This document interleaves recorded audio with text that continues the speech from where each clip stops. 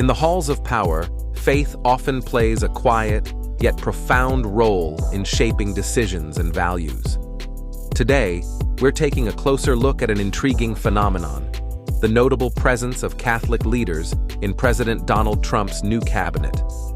From key advisors to influential policymakers, this is turning out to be one of the most Catholic administrations in history. Let's take a look at who President Trump has nominated and try to find out what their Catholic faith journeys look like. Number 1. Secretary of Transportation nominee, Shawn Duffy. Raised in a Catholic family in Hayward, Wisconsin, Duffy was one of 11 children. He went on to attend St. Mary's University in Minnesota and eventually met his wife, Rachel Campos, while they were both contestants on MTV's Real World. They went on to have 9 children together. Rachel Campos Duffy has previously stated that rituals such as attending Mass together, nightly prayers, and celebrating liturgical seasons are integral to their household. Duffy was elected to Congress in 2010 as part of the red wave that occurred in the middle of Obama's first term. Staunchly pro-life, Duffy often touts the virtue of large families. He stated, "Every baby we've had has been a gift from God and has come from blessings, and so we take every gift we're given." Number 2. Secretary of Health and Human Services nominee, Robert F. Kennedy Jr. Kennedy is a Catholic and has spoken publicly about his faith.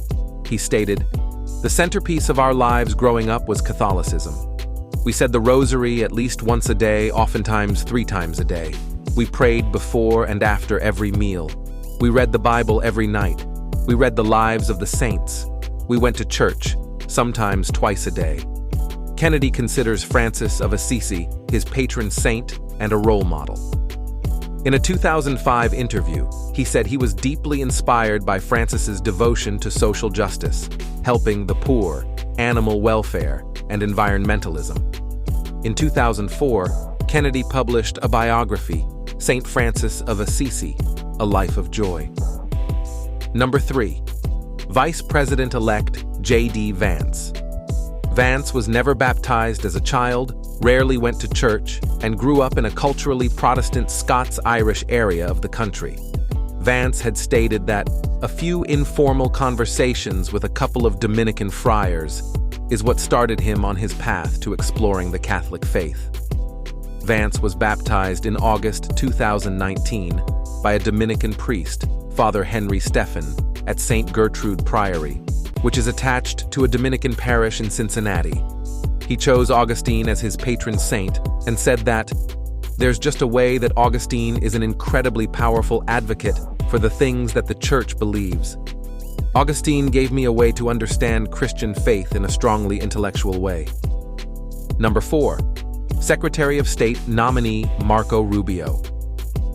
Growing up, Rubio's family was Catholic, though from age 8 to age 11, he and his family attended the Church of Jesus Christ of Latter-day Saints while living in Las Vegas.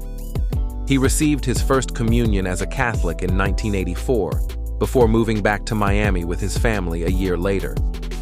He was married and attends Mass at the Church of the Little Flower in Coral Gables, Florida. In a 2008 speech, Rubio stated, "God is real. I don't care what courts around the country say. I don't care what laws we pass. God is real. You can't pass a court ruling that is going to keep God out of the building. You just can't." Speaking at length about his faith during his 2016 run for president, Rubio said he is fully, theologically, doctrinally aligned with the Roman Catholic Church. Number 5. United Nations Ambassador nominee Elise Stefanik.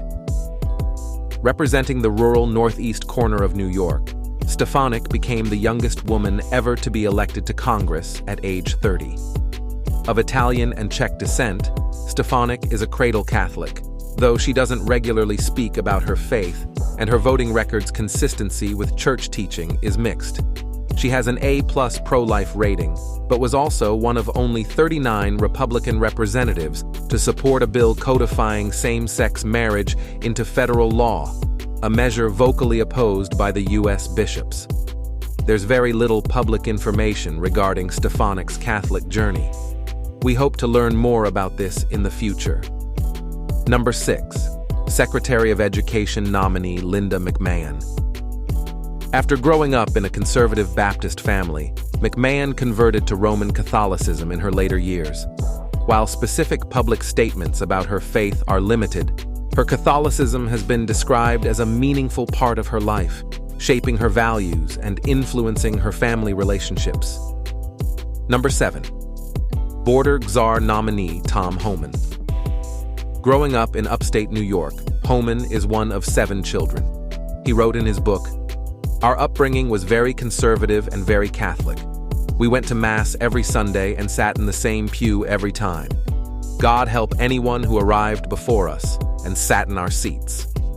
Homan has articulated that securing borders not only upholds the law, but also prevents tragedies like those he has witnessed, including the exploitation of migrants.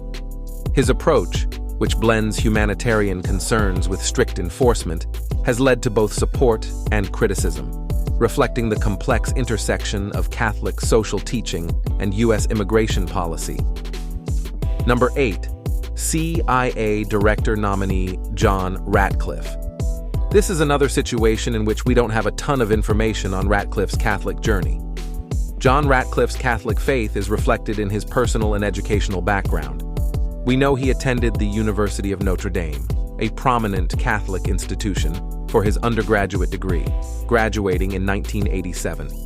His Catholic upbringing and education appear to have influenced his values and professional approach, though he has not publicly emphasized his faith in political or public discourse. Number 9. The incoming press secretary, Caroline Leavitt. In a recent interview, Leavitt reflected on her Catholic upbringing and how it's influenced her life today. She said, "My parents worked their butts off to send me to a Catholic high school in Lawrence, Massachusetts. Central Catholic High School was an incredible place. It taught me discipline, it brought me closer in my own relationship with God, and it also taught me the importance of public service and giving back to your community." She went on to continue her Catholic schooling at St. Anselm College in New Hampshire. She's now set to become the youngest White House press secretary in history. She'll be the face of the administration in many ways and will have a global lens focused on her every word. When asked how she deals with the stress, she stated, "My faith in God carries me through.